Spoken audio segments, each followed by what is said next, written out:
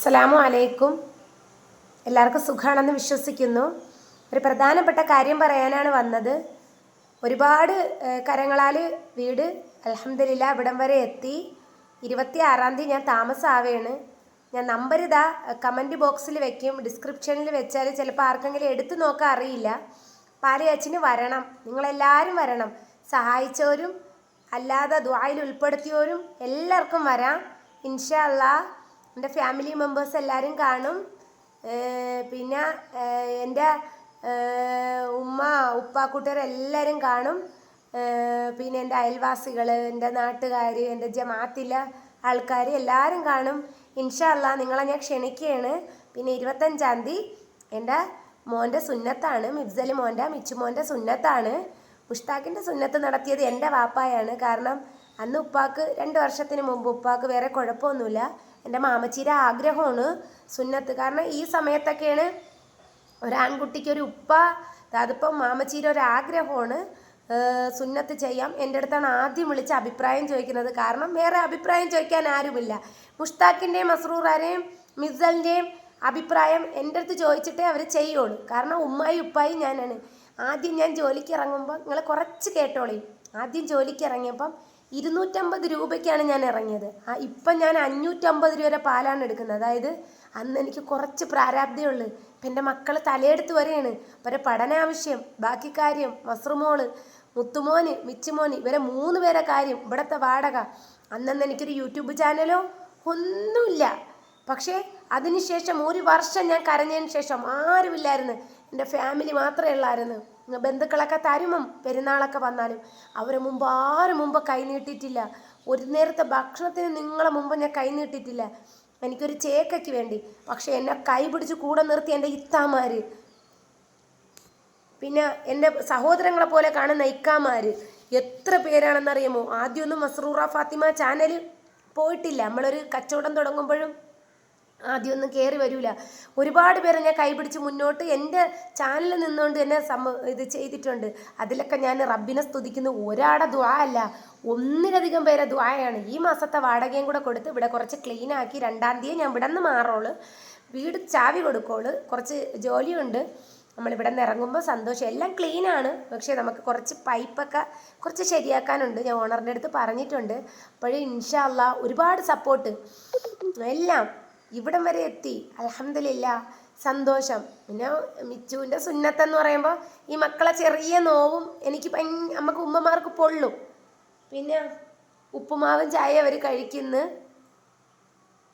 പെട്ടെന്ന് കഴിക്കി മോളവൻ്റെ പ്ലേറ്റ് വാരിയിട്ട് കൊടുത്താ എൻ്റെ മോൻ പൊന്നോൻ കഴിക്കി. അങ്ങനെ ഇവരെ എൻ്റെ പാലിയാച്ചും സുന്നത്തും കൂടെയാണ്. കാരണം പിന്നൊരു സമയത്ത് ഇറങ്ങാൻ ആരുമില്ല. ഒരു ഉമ്മ എന്ന നിലയ്ക്ക് വീടാക്കി കൊടുത്ത് മക്കളെ ഒരു ഇസ്ലാമിൻ്റെ ഒരു ഘട്ടത്തിൽ എല്ലാ കാര്യങ്ങളും നിർവഹിക്കാൻ പോവുകയാണ്. ആൺകുട്ടിയൊക്കെ സുന്നത്ത്. എൻ്റെ മോളെ കൈപിടിച്ച് കൂടെ നിർത്തണം. ഇതിനു വേണ്ടി എൻ്റെ കൂടെ നിന്ന എല്ലാവരോടും ഞാൻ ഒന്നും കൂടെ പറയണം, അൽഹംദുലില്ലാ, അൽഹംദുലില്ലാ. ഞാൻ യൂട്യൂബ് ചാനലിൽ വന്നപ്പോൾ എങ്ങനെയായിരുന്നു എന്ന് നിങ്ങൾ നോക്കണം. അന്നെൻ്റെയൊക്കെ ജീവിച്ചിരിപ്പോണ്ടായിരുന്നു. പക്ഷേ മതത്തിൽ നിന്ന് പോയിട്ടേ ഉള്ളായിരുന്നു. പക്ഷേ ഈ മരണപ്പെട്ടിട്ട് കുറച്ചായിട്ടുള്ളൂ. ആ മരണം എന്നെ വല്ലാണ്ട് വേദനിപ്പിച്ച്. പിന്നെ പോട്ടെ, റബ്ബിൻ്റെ വിധിയാണ്. ഡിസംബറിലാണ് പള്ളി മുഖാന്തരം നമ്മളെ എല്ലാ ബന്ധങ്ങളും ഇടപാടുകളും ഒക്കെ തീർത്തത്. പിന്നെ അവരെ വിധി നമുക്കിപ്പം കുറ്റം പറഞ്ഞിട്ട് ഒന്നും പറയാനില്ല. പക്ഷെ ഒരു കാര്യമുണ്ട്, ഈ ലോകത്തിൽ ഏറ്റവും അഭിമാനത്തോടു കൂടി ഞാൻ പറയും എൻ്റെ മക്കളുടെ ഉമ്മയും ബാപ്പായും ഞാനാണ്. ഒരാൾ അവകാശം പറയാൻ മക്കളിൽ വരാനില്ല, ഒരാളുമില്ല. ഉമ്മായും വാപ്പായും എന്തെങ്കിലും ബന്ധുക്കൾ എന്തെങ്കിലും ചോദിച്ചിട്ടുണ്ട്, പഠനത്തിനുള്ളത് ഞാൻ കൊടുക്കുന്നുണ്ട്, വസ്ത്രം ഞാൻ കൊടുക്കുന്നുണ്ട്. നിങ്ങൾ ആരെന്നെ തളർത്തിയാലും തളരില്ല. കാരണം എല്ലാം കരഞ്ഞ് വേദനയാലെ എല്ലാം തീർത്ത് ഒരു പ്രശ്നവുമില്ല. നല്ല അധ്വാനിച്ചിട്ടാണ് മക്കൾക്ക് ഭക്ഷണം കൊടുക്കണം. പിന്നെ എൻ്റെ ഇത്താമാർ ഒരുപാട് പേര് നിയത്താക്കി തന്നിട്ടുണ്ട്. എൻ്റെ മക്കൾക്ക് ഉമ്മയും ഉപ്പയും ഞാനാണ്. ഈ ദുനിയാവിൽ എൻ്റെ മക്കളെ വാപ്പൊന്നും ജീവിച്ചിരിപ്പില്ല. അങ്ങനെ ഒരാളുണ്ടായിരുന്നു എങ്കിൽ ഈ മക്കൾക്ക് വസ്ത്രം കൊടുത്തേനാ, ഭക്ഷണം കൊടുത്തേനാ. നമ്മളിനി എന്ത് വന്നാലും ശരി, എൻ്റെ മുത്തുമോനും എൻ്റെ മിച്ചുമോനും എൻ്റെ മസ്റുമോളും ഈ ദുനിയാവിൽ എനിക്ക് ഏറ്റവും അനുഗ്രഹമാണ്. എൻ്റെ മക്കൾ എപ്പോഴും സ്കൂളിൻ്റെ ഭാഗത്ത് നിന്നല്ലേ, അവൾക്ക് പെർഫെക്റ്റ് ആയിട്ടൊരു ഉമ്മയുണ്ട്. ഒരു ഉപ്പയുണ്ട് ഞാൻ. നിങ്ങളുടെ ഭാര്യയും ഭർത്താവും ചെയ്യുന്ന കാര്യം ഞാൻ ഒറ്റയ്ക്കാണ് ചെയ്യുന്നത്. അതിൽ ഞാൻ അൽഹംദുലില്ലാ പറയും റബ്ബിൻ്റെ അടുത്ത്. കാരണം ഞാനൊരു ഉമ്മയാ. 10 മാസം നൊന്ത് കിടന്ന മക്കളെ ചേക്ക എത്തിക്കുന്നത് വരെ വീടായി അൽഹംദുലില്ലാ. നിങ്ങളെ കരങ്ങളുണ്ട്. വസ്ത്രത്തിന് വസ്ത്രമായി, പട്ടിണിയില്ല. പിന്നെ അൽഹംദുലില്ലാ സമാധാനമുണ്ട്. ഞാൻ കരഞ്ഞപ്പോഴൊന്നും എൻ്റെ വീട്ടുകാരല്ലാതെ എനിക്ക് ആരുമില്ലായിരുന്നു. ഞാൻ ആദ്യത്തെ വീഡിയോയിൽ നിങ്ങൾക്ക് അറിയാം ഞാൻ എങ്ങനെ ഒരു എന്ന് വെച്ചാൽ എന്തെന്നില്ലാത്തൊരു ജീവിതമായിരുന്നു. ഇപ്പം അങ്ങനെയല്ല. അല്ലാഹ് എൻ്റെ റബ്ബ് എന്നെ കൈവിടില്ല എന്ന പൂർണ്ണ വിശ്വാസം എന്നിലുണ്ട്. മക്കൾക്ക് ഇന്നും കൂടെ ഉള്ള പരീക്ഷ. പിന്നെന്താണ്, ചായ കുടിക്കി. എൻ്റെ മക്കൾ ചായ കുടിക്കി. ഇത് കഴിഞ്ഞിട്ട് ഞാൻ മരണ വെപ്രാളത്തിലാണ് എൻ്റെ തോട്ടത്തിലോടുന്നത്. എൻ്റെ ജീവിതം, എൻ്റെ മസ്റുമോള് വളർന്നു വരെയാണ്. പിന്നെ കയ്യും കാലൊക്കെ കഴുകി മക്കളെ. പിന്നെ എന്തൊക്കെയാണ് വിശേഷങ്ങൾ? അപ്പോൾ പാലിയച്ചിന് നിങ്ങൾ വരണം. ഫാമിലി മെമ്പേഴ്സ് എല്ലാം കാണും. നമ്പർ വെക്കുന്നുണ്ട്, നിങ്ങൾക്ക് വിളിക്കാം. പിന്നെ വീടിൻ്റെ ആവശ്യത്തിന് കുറച്ച് കടബാധ്യതയായിപ്പോയി, അത് നമുക്ക് ഇൻഷാ അല്ലാ തീർക്കാം. ഒരുപാട് പേര് GPay നമ്പർ ചോദിക്കുന്നുണ്ട്. മൊബൈൽ നമ്പരും GPay നമ്പരും ഞാൻ വെക്കുന്നുണ്ട്. ഇൻഷാ അല്ലാ മക്കൾക്കൊക്കെ കിട്ടിയ ഡ്രസ്സിനും എനിക്ക് കിട്ടിയ ഡ്രസ്സിനും അയച്ചു തന്നവർക്കും ഞാൻ അൽഹംദുലില്ലാ എന്ന് പറയുന്നു.